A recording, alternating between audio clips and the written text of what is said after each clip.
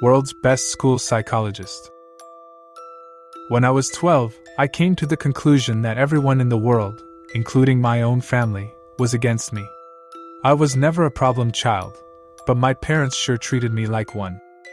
For example, I used to need to be home by 5 p.m. every day. This clearly restricted my amount of playtime outdoors. I wasn't allowed to have friends over to play at the house, nor was I allowed to go over anyone else's.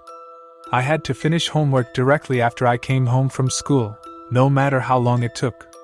My parents refused to buy me video games and forced me to read books and then write a book report on them to prove I actually read it. Now, even though those rules listed above were quite frustrating to me as a child, they aren't what upset me most. What really hurt me was the lack of compassion on behalf of my parents. My mother was a bitter woman who always made me feel guilty about accidents or mistakes I've made. My father only knew one emotion: frustration. The only time he spoke to me was when he screamed at me for receiving poor test scores or beat me for misbehaving. But enough about them, let's talk about my school's psychologist. For his own privacy, we will call him Dr. Tanner. Like most junior high schools, a psychologist is always available on campus during school hours to assist any students in need of counseling, whether it is emotional, academic, social, behavioral, etc. To be honest, I have never seen any students talking with Dr. Tanner. Every day, I would walk past his office on my way to the cafeteria and peek through his door's little window.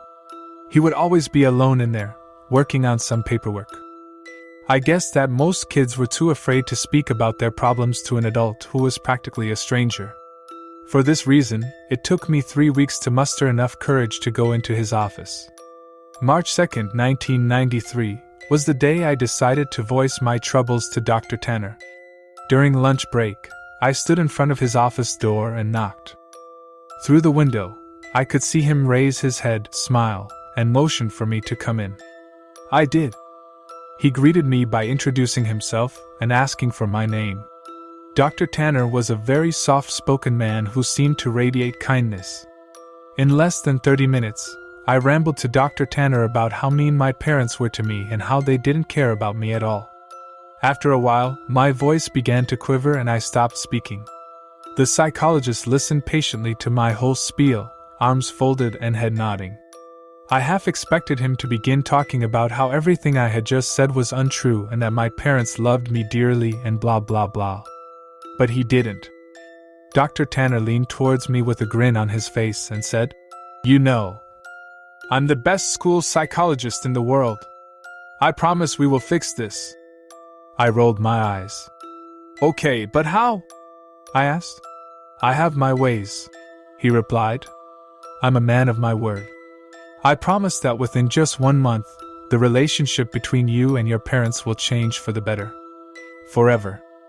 After a brief pause, he continued, "Although, I do need you to make me a promise. You have to promise me that you'll come back to my office after school tomorrow and that you won't tell anyone that we had this conversation today. It'll be our little secret." I promised. The following day, I returned to Dr. Tanner after school. It was around 4 p.m. when I entered his office. After a warm welcome, he asked me to have a seat in front of his desk once again. Upon sitting down, I watched Dr. Tanner close the blinds of the door's tiny window. "There," he smiled. "Now we have all the privacy we need." We began to talk about my likes and interests, my favorite subjects in school, my least favorite teachers, and things of the like. About an hour into the conversation, Dr. Tanner offered me a soft drink. I gladly took the offer, considering my parents never allowed me to drink soda. Dr. Tanner reached over to his mini fridge and fidgeted around before setting down 2 open cans of soda on the desk. Afterwards, we continued to talk about what was going on in my life, but it wasn't long before I passed out from whatever drugs Dr. Tanner placed in my drink. It took me a minute or so to adjust my blurred vision upon waking. And when it did, I had no idea what to think. I was handcuffed to a bed and my mouth was sealed with duct tape. I immediately began to panic, squirming and tugging at the cuffs, but gave up soon after. My eyes widened in disbelief after looking around the room. There were posters of superheroes pinned up along the walls and photographs of famous athletes on shelves. In the middle of the room was an old television and Super Nintendo, various game cartridges stacked alongside it. I didn't know what to think. Here I am in a room filled with items most kids would die to play with. I would have probably cried from joy hadn't I been handcuffed to a bed frame. My stomach sank once again as the door opened and Dr. Tanner walked inside. He sat down on the edge of the bed. "Now listen," he said. "Remember that I'm here to help you and I would never hurt you, okay?" Dr. Tanner gently removed the tape from my mouth and then the cuffs from my hands. My first instinct was to begin crying, but something about Dr. Tanner made me feel safe. He smiled at me. "You're going to be staying here for a while," he continued. "And during this time, you're allowed to play with any toys in this room while I'm here at home. But when I leave the house, I'll need to cuff one of your hands back to the bed. You can still watch the television, but I want you to only watch the news channels when I'm away." I sat in silence, still trying to process the information he had given me. "So," Dr. Tanner yipped, slapping me on the knee, "you go ahead and knock yourself out. I'll be back when it's time for dinner." He got up from the bed, walked across the room and clicked the TV's power button before locking the door behind him. Several more minutes passed before I realized that Dr. Tanner wasn't joking. All that was left for me to do was boot up the Nintendo and play Mario until nightfall. At about 7 p.m., Dr. Tanner returned to the room carrying 2 plates of mashed potatoes and chicken strips. I finally gathered up the courage to ask him how long I'd be staying in this room. "Well, about a month," he replied. "Give or take a few weeks. I just have some work I need to do." The following morning, I awoke to Dr. Tanner's hand patting my head. "Hey bud, you don't have to wake up right now if you don't want, but I am going to need to put this back on," he whispered, clamping the cold steel handcuff onto my wrist. I gazed up at him. He was wearing a collared shirt and slacks, a coat draped over his shoulder and a suitcase at his side. He looked just how he always did when I saw him around school. Before leaving, he placed the TV's remote next to me and told me to turn it on and watch the news. The first thing I saw upon turning it on was a breaking news segment. An important-looking police officer stood at a podium surrounded by people with microphones. I happened to begin viewing halfway through his speech. "A statewide Amber Alert has been issued as of this morning. We have several investigators working towards identifying potential abductors, but as of right now there is not much evidence. Faculty members state that the boy had been last seen around 4 or 5 in the evening on." I began to feel nauseous as a photograph of me appeared on the screen. It was my yearbook picture from last year. Captions for the photograph displayed my name and age, my school, and my town. Above my picture were alternating titles: FBI begins search for child and kidnapping suspect unknown and potential runaway. The live footage continued and 2 figures I soon recognized as my mom and dad stepped up to the podium. Both appeared to have reddened eyes. Tears streamed down my mother's face as she took hold of a microphone. I'd never seen so much emotion come from my mother before as she wept on live television, stuttering on sentences such as, "Please return my baby back to me," and "I'm so sorry," and "Please come home to us." When my father took the microphone, I nearly expected his attitude to be stone cold, but he too had tears in his eyes. He pleaded to the world to bring his son home safely, and lastly begged for my forgiveness. "I know I haven't been the best father, but god damn it do I wish I had been now. Please bring my boy back."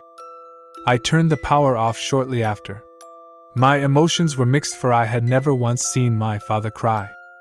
I felt miserable that my parents were being put through so much, but at the same time, I felt relief. I now know how much Mom and Dad love me. Nearly 4 weeks have passed and Dr. Tanner has been treating me with the utmost respect. He leaves me in the morning cuffed to the bed frame, but returns in the afternoon to eat lunch and dinner with me, talk, and play games. I never would have guessed how good Dr. Tanner was at Monopoly and Scrabble. But one morning when Dr. Tanner woke me before heading off to work, I noticed a stern look on his face. I also realized that it was 3 hours earlier than when he usually wakes me. You need to watch the news today. No exceptions. I want you to keep the television on all day and pay close attention to it," he stated grimly. I, of course, complied and watched him exit the room. About 2 hours later, a breaking news segment interrupted the toothpaste commercial I was watching. The title, "Human Remnants Found." Two staunch-looking men in suits stood aside one another and began speaking. "We are displeased to bring up such unfortunate news this morning regarding our missing child case from earlier this month." One of the men bowed his head while the one speaking shuffled through some papers. He continued, "Remains of a body have been found in a garbage bag beneath a highway overpass. The body appears to be that of a child, although not much of it is left. The body has been decapitated and much has been burnt to ash and bone." The screen shifted over to a helicopter view of the freeway. Dozens of police cars gathered near the bottom of a tall overpass. The man's voice could still be heard. Within the bag, police found a junior high school identification card labeled as such. The screen showed the school ID card I always kept in my backpack. The plastic was sort of melted away, but my photograph and name were intact. After the two men dismissed themselves, the camera panned over to my parents. They were sitting among reporters. My mother's face held a painful grimace and my father sulked his head down at his knees. I shut the television off. Dr. Tanner returned home very late. He hurried into the room, unlocked my cuffs, and placed a bottle of fizzing water into my hand. He placed his hands onto my shoulders and smiled. "I made you a promise, didn't I?" I nodded, tears squeezing their way out my eyes. "You need to make me a promise again," he whispered. He told me that I needed to drink all the water in the bottle. It would help me sleep, and that from here on, I am never to tell anyone that I ever met him. I promised. "I told you I'm the best school psychologist in the world, didn't I?" And he was right. I awoke later that night to find myself lying in the middle of a park, stars shining brilliantly across the night sky. I recognized the park. It wasn't too far from my school. A mile or so down the road, I saw my house.